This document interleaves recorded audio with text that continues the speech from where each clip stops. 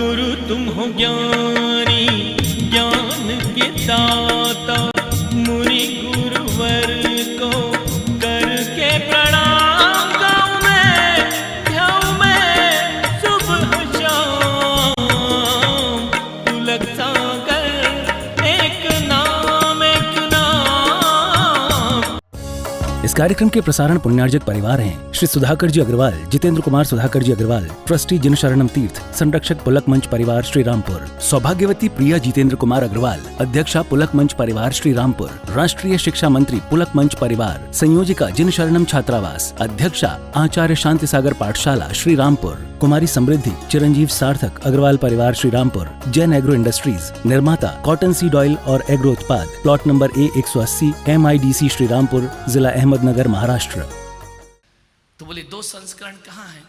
बोले वो ऐसे हैं कि जिसे तुम पढ़ नहीं पाओगे, वो ऐसे हैं जिसे तुम देख नहीं पाओगे, तुम उसे समझ नहीं पाओगे। लोगों ने कहा बाबा जी ज्यादा मूर्ख मत बनाओ, हम पढ़ी लिखी समाज है। बोले पढ़ी लिखी है तो क्या हुआ, यही तो तकलीफ है मुझे। तो बोले पहले संस्करण का पैसा कहाँ है? बोले पहला संस्करण गुजरात में भूकंप आया, मैंने पुस्तक पीछे की और पहले संस्करण का पैसा सहायता के लिए भेज दिया, ध्यान रखना है। दूसरा संस्करण कहाँ है? बड़े उड़ीसा में चक्रवात आया, सुनामी आई, मैंने 5 लाख लोगों की हेल्प के लिए भेज दिए, और ये तीसरा संस्करण मेरा है।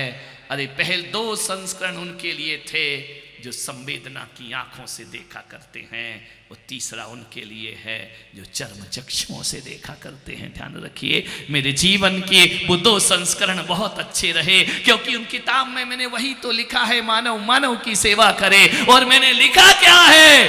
अरे कागजों में लिखने की बातें नहीं होती हैं, ये जीवन में उतारने की बातें हुआ करती हैं। मेरे ये तीसरा संस्करण मुझे उतना अच्छा नहीं लगा जितना मुझे पहला और दूसरा संस्करण अच्छा लगता है। ध्यान रखिए, मन एक गरीब माँ थी, 2 4 5 मिनट, बहुत गरीब थी, बहुत दुखी थी। उसका एक बेटा था। एक दिन उस बेटे से माँ ने कहा कि बेटा मुझे माफ करना, मैं तुझे कुछ सुख नहीं दे पाई, मैंने तुझे केवल जन्म दिया है, तेरे पिता नहीं है, मैं तेरी ख्वाहिशों को पूरा नहीं कर पाई, मैं तुझे पढ़ा लिखा के योग्य नहीं बना पाई, मेरे अंदर इतना सामर्थ्य नहीं आया कि अपने बच्चों के अरमानों को मैं पूरा कर सकूं। पागल, तूने एक अभागिन मां की कोख से जन्म लिया है। मैं गरीब हूं, मैं निर्धन हूं, मेरे पास पैसा नहीं है, मैंने हाड़ तोड़ मेहनत की, तो भी तेरी पढ़ाई के लिए मैं पैसा नहीं जुटा पाई। हो सके तो मेरे बच्चे इस अभागिन मां को माफ कर देना। बच्चे ने मां के मुंह पर हाथ रखा, मां तू अभागिन नहीं हो सकती है, तू मेरी मां है। बोले मैंने तुझे क्या दिया बेटा? कुछ नहीं दे पाई, 2 वक्त की रोटी की व्यवस्था मुझसे नहीं हो पाती है, मैं लाचार हूं, मैं निर्धन हूं। बेटा कहीं और जन्म लेता तो तुझे आज ये गरीबी के दिन देखना नहीं पड़ते, तूने निर्धन मां की कोख से जन्म लिया है। बेटे ने कहा मां रुपया पैसा धन नहीं होता, मां से बड़ा दुनिया में कोई दूसरा धन नहीं हुआ करता है। मैं सौभाग्यशाली हूं कि मैं तेरे पास हूं मां, मेरे पास मां है। मां ने कहा बेटा ये आदर्श की बातें केवल बातें हैं, तू स्कूल जाता था, मेरे पास बस का पैसा देने को नहीं था, सारे बच्चों के टिफिन में महंगा महंगा भोजन आता था, मैं रूखी रोटी तुझे रखती थी, मैं तुझे अच्छे कपड़े नहीं पहना पाई। उस मां ने कहा, बच्चे ने कहा तो क्या हुआ मां, मुझे नहीं चाहिए कुछ भी। बोली काम कर बेटा, दूर तपोवन में एक संत पधारे हैं,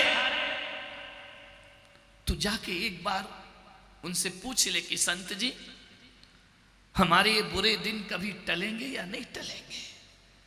क्या हमारी सारी जिंदगी मेरी मां की गरीबी में गई? क्या वही अभावों का जीवन मैं भी जिंदगी भर जीता रहूंगा? दूसरों के टुकड़ों पर हम पलते रहेंगे, दूसरों की दया पे हम अपने तन को ढकते रहेंगे बेटा? उसने कहा माँ तू चिंता क्यों करती है? बोले नहीं बेटा, एक बार तू संत जी के पास पहुंच जा, मेरा एक प्रश्न पूछा बस। देख बेटा, यदि नहीं भी टले बुरे दिन तो कोई बात नहीं है, तू एक बार उन संत का आशीर्वाद लेकर के आ जा। उसने कहा माँ इतना जिद करती है, मैंने कभी तेरी आज्ञा नहीं तोड़ी। अमीरों के बच्चों के मुंह में जुबान नहीं होती है जो गरीबों के बच्चों के मुंह में माँ बाप के प्रति जबान हुआ करती है, ध्यान रखना। उसने कहा माँ तो बिल्कुल चिंता मत कर, लेकिन तेरी खुशी के लिए मैं जरूर संत के पास जाऊंगा। बेटा आज ही चला जा। जुआरी की रोटी बांध दी, फली की सब्जी दे दी, लेकिन क्या करे, बड़ा दूर था, पहले वाहन नहीं थे, गाड़ियां नहीं थी, और हों भी तो गरीबों को कौन गाड़ियां देता है। सुबह खा लिया,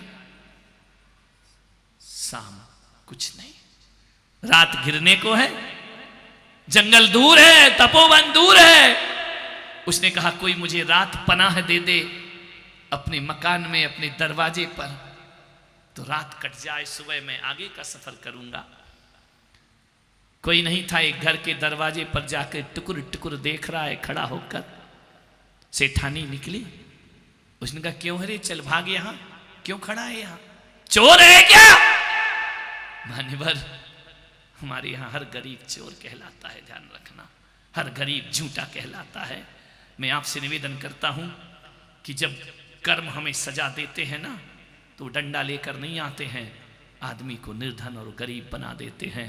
और मैं कहता हूं कि गरीब के घर में सारे दुख हुआ करते हैं, अपमान गरीब सहता है, दुर्भावनाएं गरीब के प्रति होती है, झिड़कियां गरीब को मिलती है। दुनिया की सबसे बड़ी कोई सजा है तो गरीब बनना दुनिया की सबसे बड़ी सजा हुआ करती है।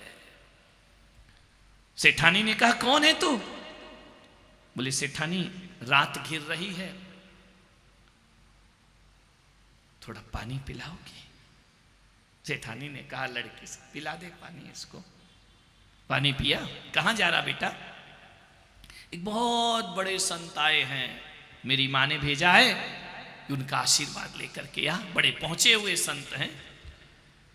क्यों जा रहा बेटा? मां का एक प्रश्न लेकर के जा रहा हूं।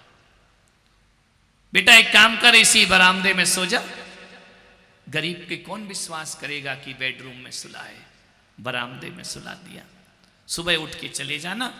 अब अंधा क्या मांगे, दो आंखें, वो तो चाह रहा था थोड़ा सा आसरा मिल जाए।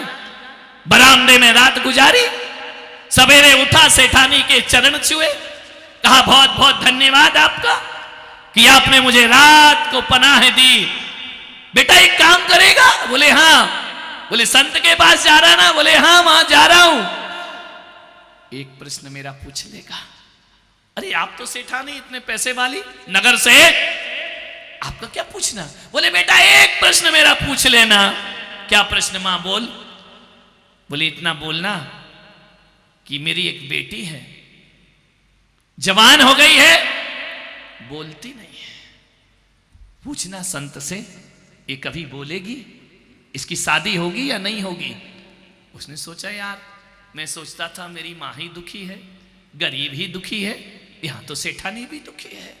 बोले हाँ मां तूने पनाह दी है, मैं पूछ लूंगा। चलते जा रहा, चलते जा रहा, चलते जा रहा। जैसे ही चला 11 बज गए, बहुत प्यास लगी। देखा एक पेड़ के नीचे एक संत तपस्या कर रहे हैं, उनके पास कमंडल है। प्यासी निगाहों से देखा कमंडल की तरफ। संत ने कहा कौन है रे? बोले मैं राहगीर हूं, मुसाफिर हूं, मैं तपोवन में जा रहा हूं। क्या बोलता है? बोले मुझे प्यास लगी है बहुत, कंठ सूख रहा है, गर्मी के दिन है।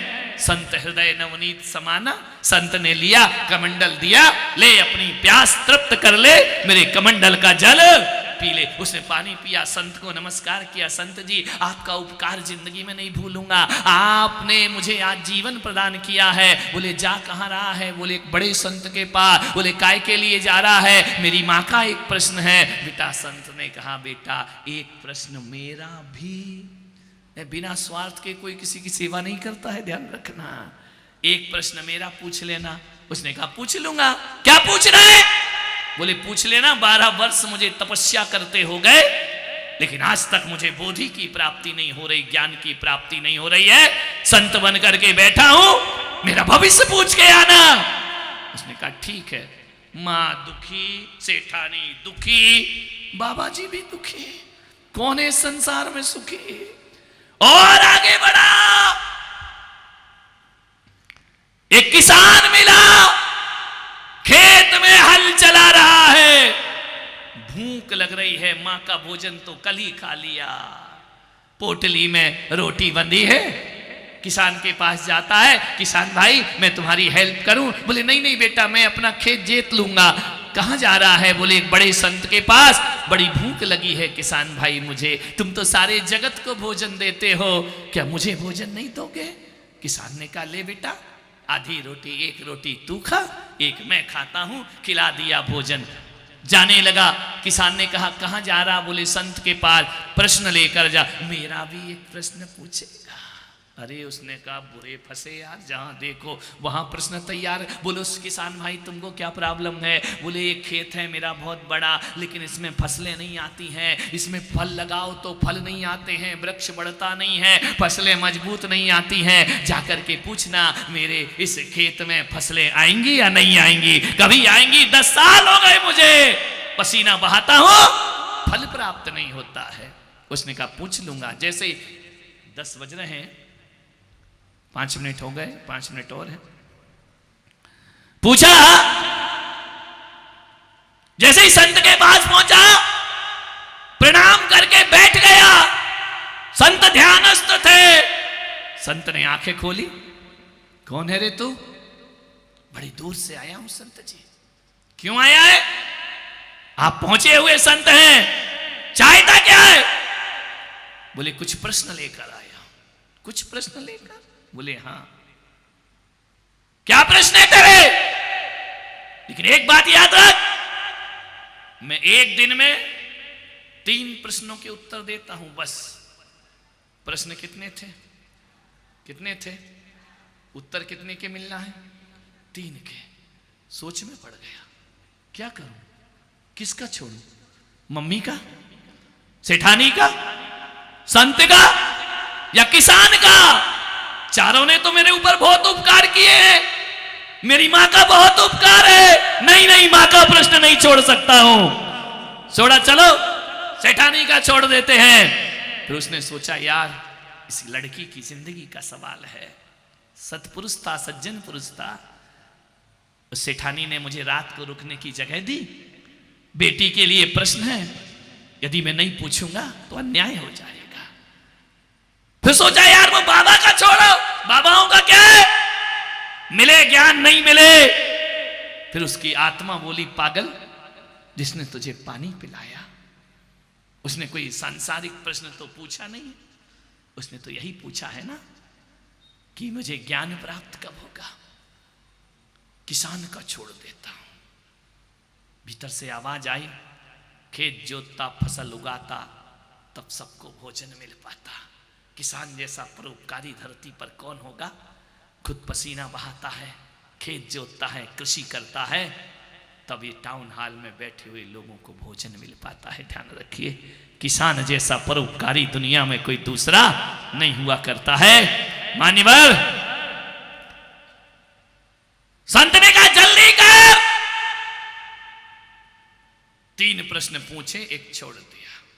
लौट करके आया, किसान मिला, क्यों रे भाई तू मेरा प्रश्न पूछा? तूने पूछा ना, क्या पूछा?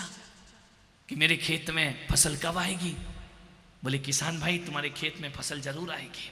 जरूर आएगी?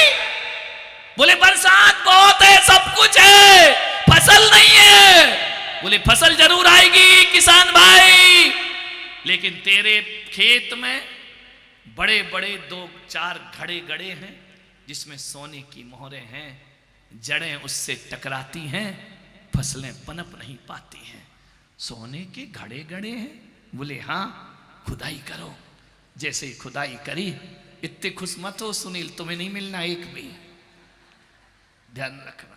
फटाफट खुदाई करी, देखा एक हाथ में सोने के घड़े ही घड़े, किसान ने कहा क्या कर दिया तूने कमाल, एक रोटी के बदले सोने के घड़े, बैलगाड़ी लाओ। बच्चे ने कहा कि किसान भाई मैं चलूं। अरे ठहर पागल, ये सोने के घड़े तू लेकर के जाएगा, ध्यान रखना। मैं लेकर जाऊंगा, ये आपके हैं, आपके खेत में आए हैं। बोले खेत तो बरसों से है, लेकिन एक हाथ में घड़ा निकल आए, ये तो तेरी कृपा से हुआ है। और एक बात याद रख बच्चे, सोना तो पाया है तो खत्म हो जाएगा, खेत रहेगा तो आने वाली पीढ़ियां भी मेरी फसल उगाते रहेंगी, इस पे हमारा अधिकार नहीं है। इसे लेकर के तू सारे घड़े उठाए, बैलगाड़ी में रखे। उसने कहा से किसान भाई ऐसा मत करो। बोले नहीं बेटा, ये लेकर के जा, मेरी खुशी के लिए लेकर के गया। ध्यान रखना, पैदल आया था, काय में गया, बैलगाड़ी में। ध्यान रखना। अब कौन मिलेगा?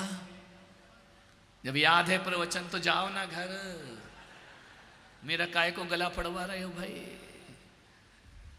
संत मिला, संत ने कहा क्यों रे, मेरा प्रश्न पूछा क्या? बोले पूछा, क्या बताया? बोले तुझे ज्ञान की प्राप्ति जरूर होगी। जरूर होगी? अभी तक क्यों नहीं हुई? बोले तूने अपनी जटा में जो नागमणि छुपा रखी है, तेरा दिल भगवान में कम और मणि में ज्यादा लगा हुआ है। जिस दिन नागमणि निकाल के फेंकेगा, उस दिन तुझे ज्ञान की प्राप्ति हो जाएगी, ध्यान रखना। उसने कहा यार इस बच्चे को कैसे पता, मैंने तो जटाजूट में फंसा रखी है। बोले ज्ञान नहीं मिलेगा तुझे जब तक निकालेगा नहीं, तेरा मन उसमें अटका हुआ है। उसने जटाएं खोली, नागमणि निकाली। ले बेटा नागमणि तुझे देता हूं, मुझे इसकी दरकार नहीं, मुझे तो ज्ञान की बोधि की प्राप्ति चाहिए। इस कार्यक्रम के प्रसारण पुण्यार्जक परिवार हैं श्री सुधाकर जी अग्रवाल, जितेंद्र कुमार सुधाकर जी अग्रवाल, ट्रस्टी जिन शरणम तीर्थ, संरक्षक पुलक मंच परिवार श्री रामपुर, सौभाग्यवती प्रिया जितेंद्र कुमार अग्रवाल, अध्यक्षा पुलक मंच परिवार श्री रामपुर, राष्ट्रीय शिक्षा मंत्री पुलक मंच परिवार, संयोजिका जिन शरणम छात्रावास, अध्यक्षा आचार्य शांति सागर पाठशाला श्री रामपुर, कुमारी समृद्धि चिरंजीव सार्थक अग्रवाल परिवार श्री रामपुर, जैन एग्रो इंडस्ट्रीज, निर्माता कॉटन सीड ऑयल और एग्रो उत्पाद, plot number A180, MIDC Shri Rampur, जिला अहमदनगर, महाराष्ट्र। गुरु तुम हो ज्ञानी, ज्ञान के दाता, मुनि गुरु